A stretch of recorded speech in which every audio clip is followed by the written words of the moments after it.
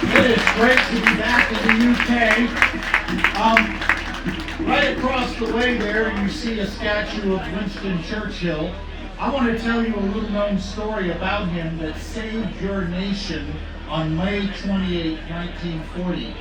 Just a little ways over there in one of those parliamentary offices, there was a meeting between Winston Churchill, Lord Halifax, and Neville Chamberlain, the former Prime Minister. And quite frankly, the three that were meeting with Churchill wanted Churchill to make a deal with Hitler. They wanted to appease Hitler, they wanted to surrender, and Winston would have none of it. And think about what this man faced in 1940. The London Times was against him, the press was against him, his own party was against him, but he saw evil for what it was. And in his mind there could be nothing but victory, and he stayed his guns. And as I was thinking about talking with you folks today, I was thinking how we're going to have the courage of Winston Churchill, and we're going to need to do it two ways moving forward. The first is we're going to need a good dose of confidence that our case is true and reasonable to believe. And before you leave here today, you're going to know how to defend your pro-life view in a minute or less. And we're going to tell you how to do that. So the reason you need to do that is because our culture today thinks that everything we believe as pro-lifers is just private religious faith. But they've redefined what faith is. They think faith is a leap in the dark. You believe in spite of evidence. That's not biblical faith. Biblical faith is you have trust based on evidence. For example, when I flew here yesterday, my friend and I, we got in at 7 a.m. this morning at Heathrow. We had faith that the jet would get us here. There were two guys up in the cockpit with thousands of hours of flying. We were on a reputable airline. Delta stands for don't expect luggage to arrive, but you will. And we had faith, but it was trust based on evidence. It wasn't blind. You have to know how to defend your pro-life view in a culture that thinks you have nothing to offer that's rational. So what do you say when you have just a minute to defend your pro-life view? Here's what you say, okay? And for those of you that have to take notes, we're going to put this up on the website for you so you can get it. Suppose your Aunt Betty comes to visit you at Christmas. She's not pro-life. She thinks you're nuts that you're here today. And she says to you between bites of holiday turkey, "Why are you pro-life?" Here's what you're going to say in a minute or less. "Aunt Betty, I'm pro-life because it's wrong to intentionally kill innocent human beings. And the science of embryology is clear that from the earliest stages of development, you were a distinct, living, and whole human being. You weren't part of another human being like skin cells on the back of my hand. You were already a whole living member of the human family, even though you had yet to grow and develop. And you know what else, Aunt Betty? There's no essential difference between you, the embryo, and you, the adult, that would justify killing you back then. Differences of size, level of development, environment, degree of dependency are not the reasons to say we can kill you then, but not now." Now I'm old, I'm 63 years old, and I can't play basketball like I once did, but that's rocking it. I think I got that done in about 41 seconds. Let me ask you folks a question. How many Bible verses did I cite? But did I convey biblical truth? The answer is yes. That's our job, men and women. We have to be confident to convey our case and make that case persuasively. There's a second thing, though, we've got to do. We've got to be willing to sacrifice. I think you know that the cost of being pro-life is going up. It's becoming harder to be pro-life. In my nation, by the way, do I have a cool shirt for a Yank? You gotta give me a little love on this, right? Yeah.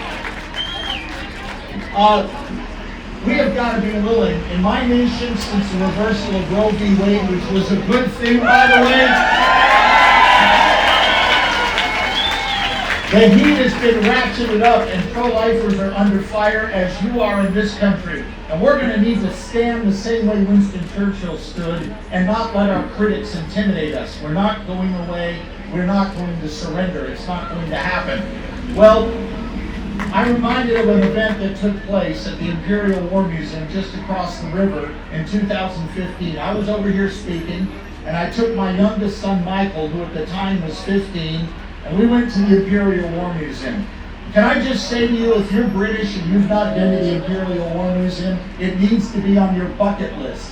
They have a Spitfire hanging from the ceiling, the plane that saved the West in 1940. And I could not wait to get Michael in there to show him that. But we had to queue up outside the doors there, and while we were waiting to get in, they brought out some pictures of the evacuees. You know, the children that got trained out of London during the Blitz? And I was explaining to Michael what happened. If any of you have seen the Narnia series movies or seen pictures in your history books, these little kids, some of them as young as 2, are going to leave their homes, and many of them will never see their parents again. And I was explaining this to Michael as I was pointing at the pictures, and I got a tap on my shoulder back here. I turned around, and here was a woman, elderly woman, I'm going to guess her age, somewhere in late 70s, early 80s, and she pointed at one of the pictures of the evacuees and said, "I was one of those kids." I grabbed Michael by the lapels and I yanked him over and said, "We are going to listen to what this lady is about to tell us." I said, "Tell me your story." She said, "In September of 1940, my parents put me on the train at Waterloo, and I never saw them again." And as if I didn't know what she was going to say, I said, "Tell me what happened. Tell me your story." She said, 11 nights after I was evacuated, both my parents were killed in a nighttime bombing raid that would have killed me had I not been evacuated. And I said to her, "Well, what happened to you after your parents were killed?" She got this big smile on her face, and she said, "Oh, I had a good life." Listen to what she said. My family that I was staying with just stepped up and adopted me. At that point, I got this huge lump in my throat, and Michael has one in his throat because I got him by the neck.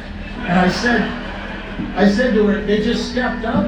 I said, "That's unbelievable. Think about where your nation was in 1940. The British Expeditionary Force in May of 1940 was trapped at Dunkirk and about to be annihilated until I think the Lord intervened and there was a miraculous evacuation. Everything in Europe was under control of tyrants. Russia was not on the side of the Allies. The United States was asleep at the wheel. It would be 2 more years before we got our act together on that war. And that family could have looked at that little girl and said, "We can't afford to feed another child. We just don't have what it takes. We don't know if petrol is going to be rationed. We don't know if we're going to have enough bread." But that family didn't do that. You know what they did? They just looked and saw that little girl and said, we see her need. We're going to take care of it. And they stepped up. Men and women, we have to step up right now.